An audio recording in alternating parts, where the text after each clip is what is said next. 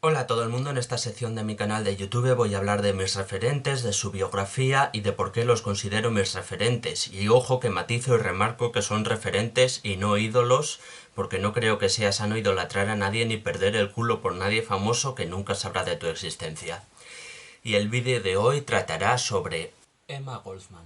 Por la importante difusión que hizo del anarquismo y de otras ideas, y por la vida que llevó predicando con el ejemplo, creo que Emma Goldman también merece estar en la lista de mis referentes, así que vamos un poco a ello.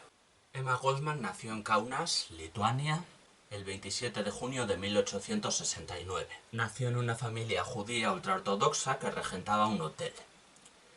Tenía dos hermanastras, fruto del anterior matrimonio de su madre, con un hombre que había muerto de tuberculosis. Emma era la primera hija de su madre con su segundo marido. Posteriormente nacerían tres hermanos más. Durante su infancia la familia se mudó varias veces. La primera fue a Palipé, otra parte del Imperio ruso. Bueno, he dicho que nació en Lituania, pero hay que considerar que por aquel entonces Lituania formaba parte de Rusia. Así que no cambiaron de país al mudarse. La segunda vez se cambiaron de país cuando se mudaron a Königsberg, en Prusia. Emma era educada a veces siendo golpeada por sus padres y sus profesores. Desde luego era algo absolutamente habitual en la época, pero bueno, como fue anarquista yo creo que es un detalle que merece la pena resaltar de su infancia. Que se sepa que bueno, ya desde niña era desobediente. De hecho, estudiando en Prusia había un profesor que acosaba sexualmente a las alumnas y fue despedido gracias en parte a la resistencia que opuso Emma Goldman. De todas formas, no recibió mucha educación reglada. Su padre no era partidario de que las mujeres se educaran y bueno, pensaba que más bien Emma debía trabajar ayudándola en sus negocios. Así que básicamente en gran medida se educó por su cuenta y empezó por su cuenta a leer sobre política y tal.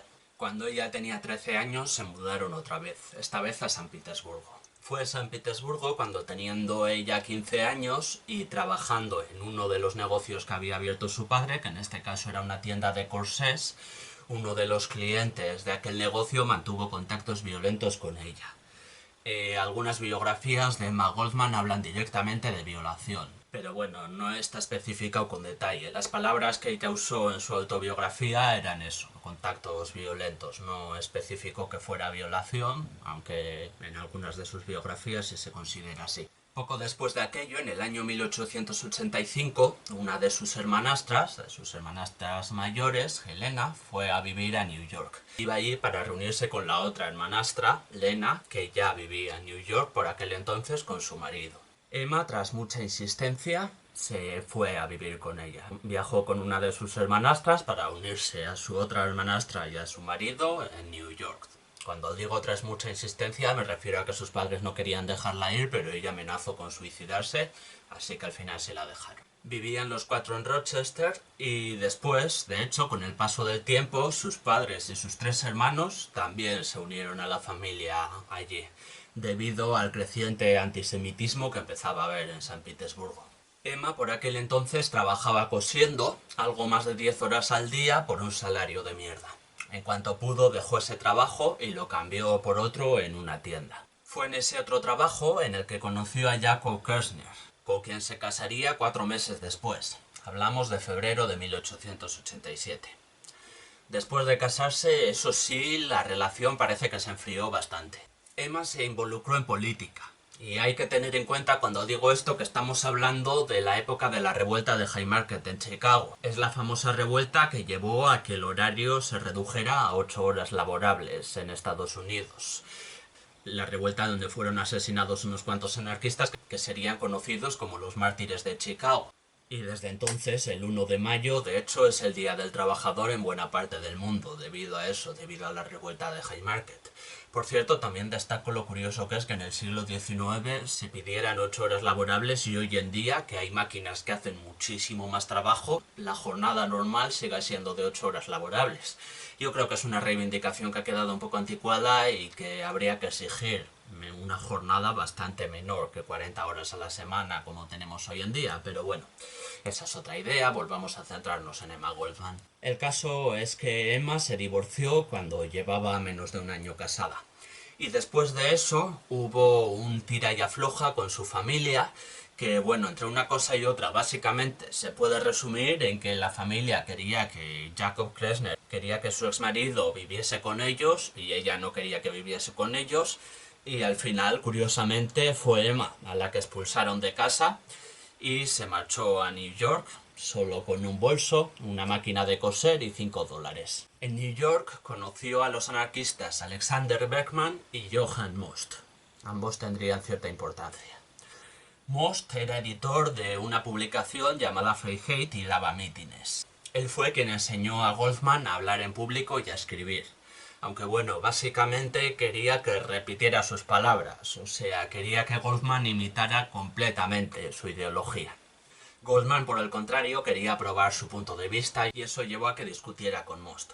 Finalmente, debido a esto, dejó de escribir en el Freiheit y pasó a escribir en otra publicación, el The Autonomy, mientras se convirtió en amante de Alexander Berkman, al que ya he mencionado. No se casaron, porque eran anarquistas, pero sí que se fueron a vivir junto al primo de Berkman, Modest Stein, y a una amiga de Goldman. Los cuatro fueron a vivir a un apartamento y Stein, Berkman y Goldman abrieron después una tienda de helados en Massachusetts. Este negocio, sin embargo, no duraría mucho porque en 1892 llegó la huelga de Homestead. ¿En qué consiste esto? Pues en Homestead, Pensilvania, hubo una huelga muy violenta. Una de las jornadas acabó con 300 guardias reprimiendo a los trabajadores con armas de fuego. Los trabajadores también tenían armas de fuego de todas formas, ¿eh? Eso es Estados Unidos. En esa jornada murieron 7 guardias y 9 trabajadores. Y Berkman y Goldman decidieron que había que hacer algo para evitar más derramamiento de sangre y para evitar que siguieran matando y explotando a trabajadores. Y la forma que se les ocurrió de evitar esto fue asesinar a Henry Clay Frick, el dueño de las fábricas que estaban en huelga. Goldman, por cierto, intentó prostituirse para financiar la acción, pero su primer potencial cliente, después de conocerla un poco, le dijo que no tenía lo necesario para ser prostituta y que se dedicara a otra cosa. Así que finalmente Goldman no se prostituyó. Por su parte, Berkman intentó hacer una bomba para asesinar a Frick, pero no lo consiguió. Así que fue directamente a por él, le pegó 3 tiros y le apuñaló en una pierna. Berkman no pudo completar el intento de asesinato porque unos trabajadores bastante despistados, en mi opinión, en mi humilde opinión, yo creo que eran trabajadores un poco despistados que no sabían muy bien qué es lo que más les convenía en la vida, aquellos trabajadores evitaron el asesinato golpeando a Berkman hasta dejarle inconsciente y salvaron así a Frick. Berkman fue condenado a 22 años de prisión por esta tentativa de asesinato. La policía anduvo también tras Goldman, pero no consiguió pruebas de que ella hubiera participado en el complot para asesinar a Frick. Ahí empieza una nueva etapa. Por aquel entonces tengamos en cuenta que Estados Unidos estaba atravesando una crisis económica considerable. Había mucha gente pasando hambre y mucha gente pasando necesidades. Goldman daba discursos animando a la gente a seguir sus ideas anarquistas. En uno de ellos, en Union Square, fue cuando pronunció una de sus frases más célebres. Pedid trabajo, si no os lo dan, entonces pedid pan. Si no os dan pan, entonces cogedlo por la fuerza. Seguramente una de las frases más famosas de Goldman, junto a la mítica de si no puedo bailar no es mi revolución. Esta seguramente sí que es la más conocida. Bueno, en cualquier caso es en el mitin ese de Union Square en el que pronuncia la famosa frase del pan y luego en otro mitin de Pensilvania es arrestada. Fue detenida por supuestamente incitar a disturbios, se le cuestionó por sus ideas, su anarquismo y su ateísmo. Y después de eso fue condenada a 1 año de prisión en Blackwell's Island. Goldman aprovechó su estancia allí, su estancia en esa prisión, para estudiar medicina. Cuando salió de la cárcel, decidió dedicarse también a la práctica profesional de la medicina. Viajó por toda Europa, tanto estudiando medicina como conociendo anarquistas. Estuvo en Londres, Glasgow o Edimburgo, por ejemplo. En Viena le concedieron 2 diplomas, con los que volvería a Estados Unidos para ejercer medicina de forma profesional. También durante el viaje a Europa, como digo, conoció a Kropotkin o Malatesta, 2 de los anarquistas más famosos de entre los que conoció.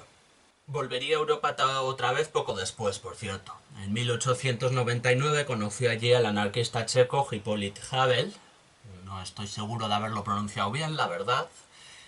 Y en París ambos ayudaron a organizar el Congreso Internacional de Anarquistas de 1900. Havel emigró a Estados Unidos, volviendo junto a Goldman, y ambos, junto a otros amigos, pasarían una temporada viviendo en una especie de casa comunal en Chicago. El siguiente acontecimiento interesante es en 1901, cuando el anarquista Leon Frank Czolgosz mató a tiros al presidente de Estados Unidos, William McKinley. Es un evento curiosamente poco conocido, pero bueno, de hecho una cuarta parte de los presidentes que ha habido hasta ahora en Estados Unidos han sido disparados. Es una estadística bastante curiosa. Un país curioso, Estados Unidos. Trump calienta que igual sales. Total, que Czolgosz había estado en un meeting de Emma Goldman. Así que las autoridades aprovecharon eso para detener a Emma Goldman, acusándola de haber incitado al asesinato del presidente. No había mucho que rascar. Tanto Czolgosz como Goldman negaban que ella hubiera incitado a asesinar al presidente, ¿no? Goldman tenía ideas anarquistas y las promovía, pero no había dicho explícitamente en ningún momento nada remotamente parecido a «Oye, coged una pistola y cargaos al presidente». Así que la tuvieron detenida, pero no, finalmente no la condenaron por esto. La soltaron, eso sí, y la pidieron que condenara públicamente las acciones de Czolgosz. Y ella dijo básicamente que los cojones. Que una cosa es que ella no le hubiera incitado a asesinar al presidente, pero que tampoco tenía por qué condenarlo. En absoluto, no es que le pareciera mal. Y desde luego no podían obligarla a condenar un asesinato con el que ella no tenía nada que ver. Al contrario que España en la actualidad, por ejemplo. En España en la actualidad sí pueden meterte a la cárcel por no condenar un asesinato. Igual te dicen que condenes el asesinato de Carrero Blanco, por ejemplo, no lo condenas y te pueden meter en la cárcel. Es algo curiosísimo.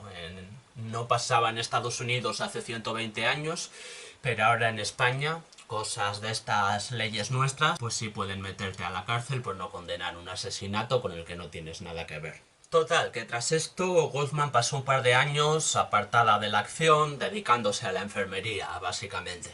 En 1903, con la aprobación de la Anarchist Exclusion Act, que básicamente implicaba poder deportar del país o poder no permitir la entrada en el país de anarquistas y tal, Goldman volvió a la acción, volvió a la militancia anarquista. Por ejemplo, estuvo defendiendo a John Turner, un hombre que fue deportado por este acta. En 1906 fundó la revista Mother Earth. Es una publicación en la que escribió muchísima gente importante.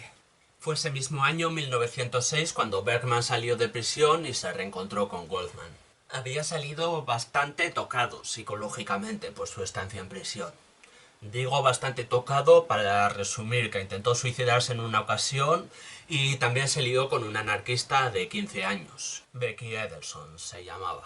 Goldman atribuyó tanto el intento de suicidio como el liarse con una chavala bastante menor que él como fruto del sufrimiento psicológico por haber estado en prisión. Goldman, por su parte, anduvo recaudando fondos para la revista Mother Earth, también estuvo en Ámsterdam por aquella época. En 1908 conoció a Ben Reitman, al que apodaban el doctor de los mendigos. También era anarquista y también era médico, como Goldman. Se dedicaba principalmente a ofrecer atención médica a gente demasiado pobre para poder pagársela. Reitman también es un personaje muy interesante y yo creo que una persona muy decente. Y bueno, Goldman encaja mejor en mi lista de referentes, pero vamos, que Reitman también podría haber estado, pues porque se parecían muchísimo, ¿no? Tenían en ese aspecto una ideología muy parecida. Goldman y Reitman también empezarían una relación entre ellos, una relación de amor libre, no monógama, pero bueno, una relación al fin y al cabo. En estos eventos, por cierto, en la relación entre Goldman y Reitman, hay una novela, El tren de Berza, que se inspira un poco libremente en ellos, que también fue adaptada al cine por Scorsese. No es una biografía de Goldman y Reitman, es una historia ficticia, pero bueno, está un poco inspirada en su relación real y en cómo eran ellos realmente. Me parece una peli decente, pero sin más. En 1910, Goldman publicó Anarquismo y otros ensayos. Era un libro recopilando artículos que había escrito para Mother Earth. Hablaba de temas como anarquismo, matrimonio, sufragio femenino, prisiones, etc. La relación de Goldman con el feminismo, ya que hablamos del tema, es destacable. Ella fue amiga y realizó activismo junto a Margaret Sanger a favor de métodos anticonceptivos. En 1916, de hecho, Goldman fue arrestada por enseñar en público sobre métodos anticonceptivos. Se le castigó con una multa, pero se negó a pagarla porque la consideraba injusta, así que al final la encarcelaron nuevamente durante 2 semanas. Goldman es una fuerte influencia para el feminismo hoy en día, pero ella realmente no se consideraba feminista. Y tuvo amistad con algunas feministas de la época, pero en general el movimiento feminista no era un movimiento con el que simpatizase mucho. Le interesaban muchos reclamos que hoy en día vemos como feministas, o sea, cosas como enseñar sobre los métodos anticonceptivos en una época en la que básicamente estaba prohibido hacerlo y no se contemplaban. Entonces, en ese sentido, pues podemos considerar que tuvo una militancia más o menos de carácter feminista, pero vamos, que ella no se consideraba feminista y destacó sobre todo que ponía mucho más énfasis en la lucha de clases que en la lucha contra el patriarcado, ¿no? Pues es una perspectiva que también se comparte hoy desde muchas corrientes feministas, desde el feminismo de clase, anarcofeminismo y muchas otras variantes de feminismo. O sea, lo importante es destacar que hoy en día Goldman tampoco se podría considerar feminista, de esas ramas del feminismo que te dicen que Patricia Botín es feminista, ¿no? Pero sí, Goldman defendió muchas cosas que hoy en día consideraríamos como feministas. También luchó contra los prejuicios hacia personas homosexuales. Ella misma, si hubiera nacido en otra época, tal vez podría ser considerada bisexual, porque en su autobiografía habla de ciertos sentimientos eróticos hacia una amiga de su infancia, pero bueno, no era un término que se usara en la época y quizá tampoco encajara completamente en Goldman, ¿no? No voy a venir yo aquí a revisar la historia e inventarme que Goldman era bisexual cuando es un término que probablemente no está bien aplicado a ella. En cualquier caso, poco después de eso estalló la Primera Guerra Mundial. Bergman y Goldman estuvieron protestando contra la guerra y contra el reclutamiento forzoso, y debido a ello fueron arrestados. Fueron condenados a 2 años de cárcel con posibilidad de deportación al salir. A destacar que en prisión, Goldman conoció a Keith Richards O'Hare y a Gabriela Segata Antolini. Las tres trabajaron juntas para mejorar las condiciones de vida en prisión del resto de reclusas. Eran conocidas como la Trinidad. Y en 1919, pues Bergman y Goldman tuvieron las vistas para decidir si también les deportaban. Allí, por cierto, participó J. Edgar Hoover, famoso por dirigir el FBI, que les consideraba 2 de las personas más peligrosas de Norteamérica. Así que efectivamente, junto a otras 249 personas, fueron deportados. El barco en el que zarparon de Estados Unidos zarpó en 1919, pero no fue hasta 1920 cuando llegó ya a Finlandia. Desde Finlandia fueron conducidos a la Unión Soviética. Fueron a vivir a Petrogrado, y destaco que Petrogrado es como se llamaba en aquella época a lo que antes y después sería San Petersburgo. Vamos, que era un sitio en el que Goldman ya había vivido cuando era pequeña. En un principio Goldman vio de forma muy positiva la Revolución Rusa, pero después empezó a notar que el sistema seguía siendo muy autoritario. De esta forma, Bergman y Goldman participaron en la rebelión de Kronstadt. Era una rebelión que pedía nuevos soviets, menos poder para los bolcheviques y más derechos civiles. Durante las protestas en esta rebelión, el ejército bolchevique mató a unas 1000 personas. Esto fue lo que hizo que Bergman y Goldman decidieran a final de 1921 dejar la Unión Soviética. Igual la Revolución Rusa había mejorado un poco las condiciones del proletariado, yo creo que las había mejorado bastante, de hecho, pero no lo suficiente. Está claro que no lo suficiente por eventos como ese. Así que viajaron a Riga, capital de Letonia, después a Estocolmo y luego a Berlín. Durante estos años, Goldman escribió artículos para el New York World sobre su estancia en la Unión Soviética. Los editores cambiaron los títulos y tal para hacerlos parecer más anticomunistas de lo que realmente eran. O sea, realmente Goldman fue muy crítica con la Unión Soviética, a pesar de que al principio la había visto con buenos ojos, pero aún así no fue tan crítica como insinúan los títulos y tal. El caso es que en Alemania la izquierda que había allí era más proclive hacia el comunismo que hacia el anarquismo, y veían a Goldman un poco mal por estos textos que había escrito sobre la Unión Soviética, así que no terminó de encajar en la izquierda alemana. Bergman sí permaneció en Berlín, pero Goldman se mudó a Londres. En 1925, estando en Londres, amenazaron con deportarla otra vez. Para evitarlo, se casó con el anarquista James Colton. Era un truco legal para no ser deportada, vamos, básicamente. Y así consiguió la ciudadanía inglesa, la nacionalidad inglesa. Teniendo así la nacionalidad inglesa, pudo viajar a Francia o a Canadá. Estando de viaje en Canadá, en 1927, supo de que en Estados Unidos habían ejecutado, por cargos que resultaron ser falsos, a los anarquistas Sacco y Vanzetti. Un caso también bastante famoso, el de Sacco y Vanzetti. Así que Goldman aprovechó que estaba en Canadá para viajar a Estados Unidos y participó también en las protestas por ese caso. A veces la dejaban entrar en Estados Unidos, otras veces no. En general, desde Canadá escribía artículos que se publicaban en Estados Unidos, eso sí. También empezó a escribir su autobiografía.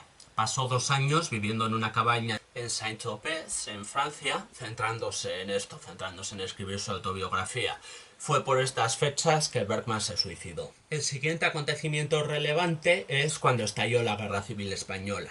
Durante el transcurso de la guerra, Goldman viajó a España en 2 ocasiones. En la primera ocasión, conoció la revolución anarquista que estaba teniendo lugar en algunas zonas de Aragón y Cataluña. Fue recibida por la CNT-FAI y afirmó que nunca había visto tanta hospitalidad, camaradería y solidaridad como aquella. Sin embargo, lo que sí vio con malos ojos es que posteriormente los anarquistas se unieran a los comunistas para combatir al fascismo. Yo no. Yo estoy muy de acuerdo con la unión de comunistas y anarquistas para combatir el fascismo, así que en esto no coincido con Goldman en absoluto, la verdad. Pero sí, ella veía con malos ojos esta alianza. También escribió sobre Durruti, por cierto, y también alabó a Durruti, al que dediqué uno de los primeros vídeos de referentes que no ídolos, así que podéis verlo si queréis. Y la segunda vez que estuvo en España, a Goldman no le gustó tanto el panorama como la primera, en absoluto. La segunda vez que estuvo en España, allí las cosas eran un caos, pues bueno, básicamente porque estaban perdiendo la guerra, ¿no? Los fascistas ya iban ganando y ya se veía que iban a ganar. Entonces la situación allí era un caos y esta segunda estancia de Goldman en España pues no fue tan agradable en absoluto. Se volvió a vivir a Londres y allí no se sentía cómoda tampoco.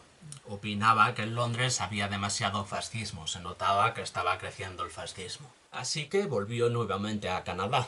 Allí, empezando la Segunda Guerra Mundial, pues opinó un poco sobre el tema, dijo que países como Gran Bretaña o Francia habían perdido su oportunidad para mostrarse en contra del fascismo.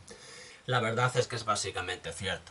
O sea, la lamida de culo que los gobiernos de por aquel entonces de Gran Bretaña y Francia habían hecho al fascismo en situaciones como precisamente la Guerra Civil Española, pues ayudó mucho a que Hitler se expandiera y a que sus ideas se expandieran. El 17 de febrero de 1940, teniendo ya 70 años, Goldman sufrió un accidente cerebrovascular que la dejó paralizada del todo el lado derecho del cuerpo y la dejó también sin la capacidad de habla. Pasó unos meses en los que se fue recuperando ligeramente de este primer ataque, pero el 8 de mayo sufrió un segundo ataque y de este ya no se recuperaría. El 14 de mayo de 1940 murió en Toronto. La Oficina de Inmigración de Estados Unidos sí permitió que su cadáver pudiera ser enterrado en Estados Unidos, así que fue enterrada en Illinois. No muy lejos, de hecho, de los mártires de Chicago, de los que he hablado al principio del vídeo. En la lápida de Goldman hay una inscripción bastante bonita que dice: la libertad no descenderá hacia la gente debe alzarse hacia la libertad. En cambio, las fechas de la lápida son incorrectas, las dos, las de nacimiento y las de la muerte. Yo creo que Goldman ayudó muchísimo a difundir el anarquismo por todo el mundo, y no solo en el anarquismo, sino otro tipo de ideas positivas, ¿no? Bueno, ya hemos hablado de ellas a lo largo del vídeo. Ideas antifascistas, ideas anticapitalistas, ideas antiautoritarias, ideas que en cierto modo podrían ser consideradas feministas, ideas a favor de los derechos de las personas LGTB y tal, pues en definitiva todo tipo de ideas positivas, ¿no? Yo creo que Goldman, con todos sus artículos, todos sus mítines, todas sus charlas, toda su participación en distintas actividades, a veces pacíficas, a veces no tan pacíficas, pues todo lo que hizo a lo largo de su vida yo creo que contribuyó mucho a difundir ideas muy positivas. Entonces, pues creo que se entiende que esté en la lista de mis referentes, ¿no? Pero bueno, en caso contrario, cualquier aportación que tengáis que hacer, pues ahí abajo tenéis los comentarios. Si no, También tengo todo tipo de vídeos en mi canal. A veces hablo de referentes tan importantes para mí como Emma Goldman, otras veces hablo de psicología, otras de drogas, otras de serie de televisión. Hablo de muchas cosas, así que ahí tenéis muchos vídeos que podéis ver si queréis, y si no queréis, pues no lo veáis. Ya que estamos promoviendo el anarquismo, pues haced lo que queráis.